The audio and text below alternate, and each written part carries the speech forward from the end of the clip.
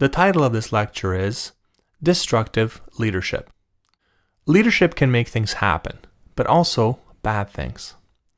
Most business people associate the idea of leadership with positive qualities, qualities they themselves aim to possess in order to be selected as leaders.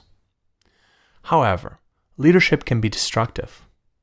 To show this, I will summarize 6 areas that are part of destructive leadership. First, narcissistic leadership. There are various behaviors which are associated with narcissistic leadership. Some of these include entitlement, superiority, and the manipulation of others. Second, toxic leadership.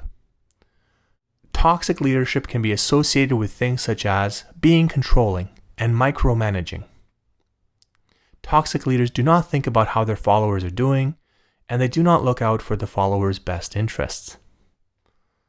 Third, laissez-faire leadership. Laissez-faire leaders are calm and passive. They do not do enough work, do not meet their responsibilities, and do not achieve team objectives. They are often distracted or away from their work. Fourth, abusive leadership. There are various behaviors which are associated with abusive leadership. Some of these include hostility. For example, a leader who has suffered sometimes redirects their anger and hostility towards their followers. Fifth, dark charisma. Many have heard the saying, power corrupts, absolute power corrupts absolutely. The truth is, power sometimes corrupts charismatic leaders. These leaders begin to pursue their own interests rather than the interests of the company.